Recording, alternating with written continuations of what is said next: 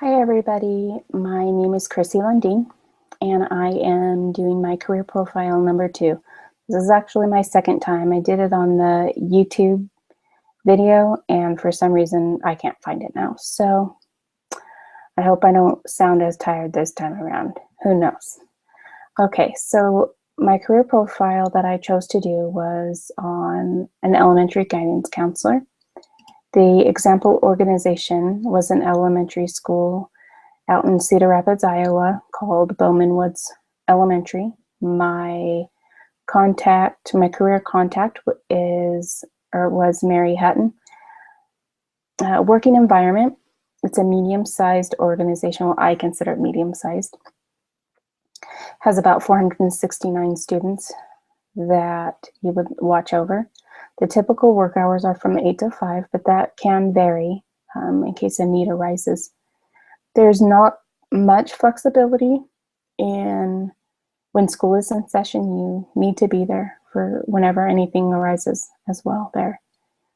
Personal independence is pretty flexible as long as you stay within the guidelines and the regulations at the state and federal level, as well as the school has set forth as well, because sometimes they do that as well.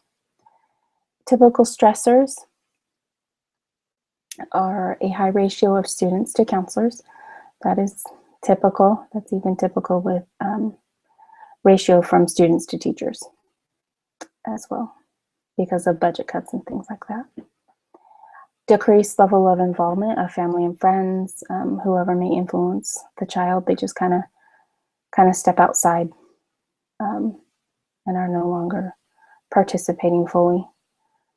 Reducing social interaction, either with the student or you personally, or within the work environment. You just kind of isolate yourself. When we are burnout, we have a tendency to not show empathy,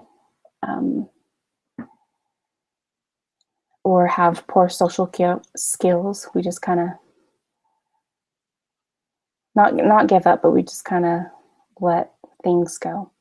We also have a denial of our professional responsibility to the students, which I find interesting because I never would have thought of that, because you have a responsibility to the students in every capacity.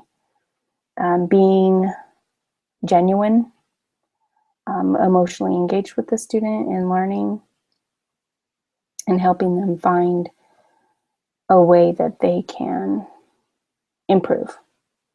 You can also suffer from anxiety, depression, and or stress, or all three, or more than that, because it is a stressful situation, especially if there's an emotional issues that, or any kind of issue that will arise, that it does take its toll, because we are human and we care. At least I do. Typical benefits are typically, sorry, my thingy keeps popping out. Typical benefits include, and this is typically of most schools, depending on budgets, more or less. So we have medical, dental, and vision, a 401k, life insurance, paid vacation and holidays, as well as sick leave. And that also includes, FMLA and a leave of absence if needed. Common job tasks.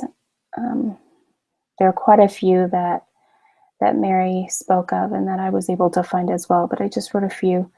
If you are in middle high school guidance counselor, then you would help them choose their classes for the year. More so if you were for a high school guidance counselor, you would help them with classes that would help them get into college, help them obtain a trade or taking technical classes to help them reach a goal of what they want to obtain. Also, we would be working with students with behavioral and emotional issues. whatever may happen at home, or maybe the student is being bullied, or just going through some maybe suicidal thoughts. That's actually been pretty prevalent the last couple of years. And the last year I worked at my last job before I moved out here to Utah. Unfortunately, I need to keep on top of community programs that will help the students to enrich their lives and to make them better, and to have them be better citizens of the community. There's always resources everywhere. Just have to know where to look and share that.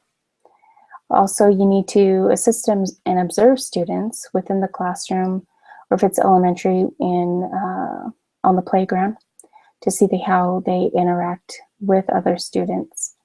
And that way, in that sense, we would be able to see if there's any issues that may arise, whether it be emotional, behavior, or academic.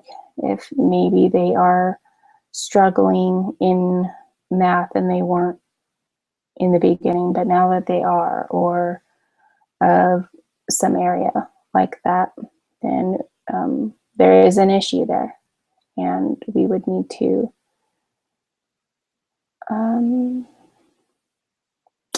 lost my train of thought. I'm so tired, sorry. And just be able to seek that out, be able to help them. So for the school that I chose it out in Iowa because of Iowa. And so I didn't really find anything like a bachelor's or anything, but it does have for a master's. So I am assuming that you need at least a bachelor's in psychology, counseling, education of some sort, maybe even a child development type classes. But for the requirements in the state of Iowa, that I looked at their Department of Education website for specifics, all that I found was that it said that you need a master's degree from an accredited institution, which makes sense, completion of an approved human relations component, and a completion of an approved exceptional learner component, which I'm not quite positive what that is, so I'll have to research that. The starting salary range that I found for the state of Iowa, specifically Iowa City area, which is in the southeast corner of the state, the beginning salary was $54,344, and on the high end it was $77,634. I did not find any other miscellaneous information that I have not put in my profile at this point. And the information that I gained the information that I got was from my contact and the Department of Iowa, the education website as well. So thanks for watching.